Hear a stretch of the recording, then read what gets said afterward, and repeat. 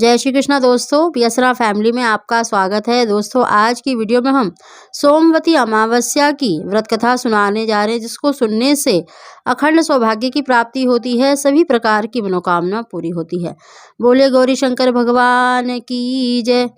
सोमवती अमावस्या के दिन भगवान शिव की उपासना की जाती है। ऐसी मान्यता है कि जो व्यक्ति सोमवती अमावस्या के दिन व्रत रखता है, उसकी सभी प्रकार की मनोकामनाएं पूरी होती हैं, साथ ही अखंड सौभाग्य की प्राप्ति होती है। इस दिन सोमवती अमावस्या की कथा का श्रवण या पाठ अवश्य करना चाहिए। एक गरीब ब्राह्मण परिवार था। उस परिवार में पति पत्नी के अलावा एक पुत्री भी थी। वह पुत्री धीरे धीरे बड़ी होने लगी। उस पुत्री में समय और बढ़ती उम्र के साथ सभी गुणों का विकास हो रहा था। वह लड़की सुंदर, संस्कारवान एवं गुणवान थी, किंतु गरीब होने के कारण उसका विवाह नहीं हो पा रहा था। एक दिन उस ब्राह्मण के घर पर एक साधु महात्मा पधारे। वो उस कन्या के सेवा भाव से काफी प्रसन्न हुए। कन्या को लंबी आयु का आशीर्वाद देते हुए साधु ने कहा कि इस कन्या की हथेली में विवाह योग्य रेखा नहीं है। तब ब्राह्मण दंपति ने साधु से उपाय पूछा कि कन्या ऐसा क्या करे कि उसके हाथ में विवाह का योग बने। साधु ने कुछ देर विचार करने के बाद अपनी अंतर्दृष्टि से ध्यान करके बताया कि कुछ दूरी पर एक गांव में सोना नाम की धोबिन जाति की एक महिला अपने बेटे बहू के साथ रहती है, जो बहुत ही आचार विचार और संस्कार संपन्न तथा पतिपरायण है। यह कन्या उसकी सेवा करे और वह महिला इसकी शादी में अपनी मांग का सिंदूर लगा दे। उसके बाद इस कन्या का विवाह हो सकता है। इस कन्या का जो वैधव्य मिट सकता है। साधु ने यह भी बताया कि वह महिला कहीं आती जाती नहीं है। यह बात सुनकर ब्राह्मणी ने अपनी बेटी से धोबिन की सेवा करने की बात ही की।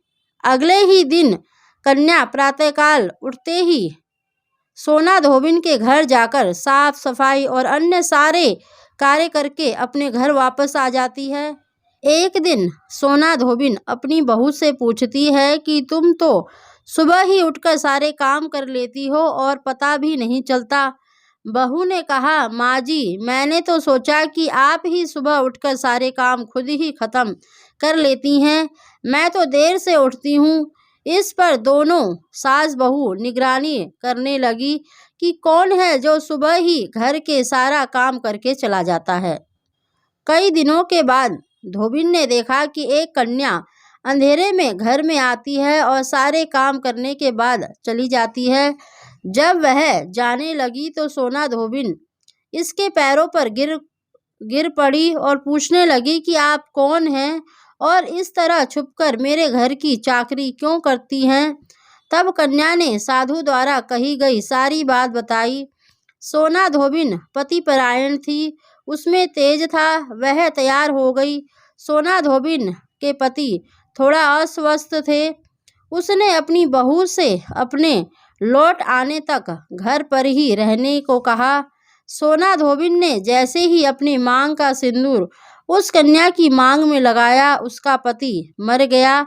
उसे इस बात का पता चल गया। वह घर से निराजल ही चली थी, यह सोचकर कि रास्ते में कहीं पीपल का पेड़ मिलेगा तो उसे भवरी देकर और उसकी परिक्रमा करके ही जल ग्रहण करेगी।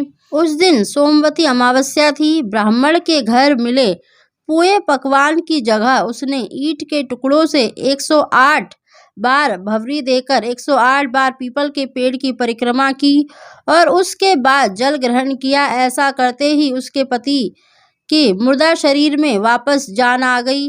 धोबिन का पति वापस जीवित हो उठा।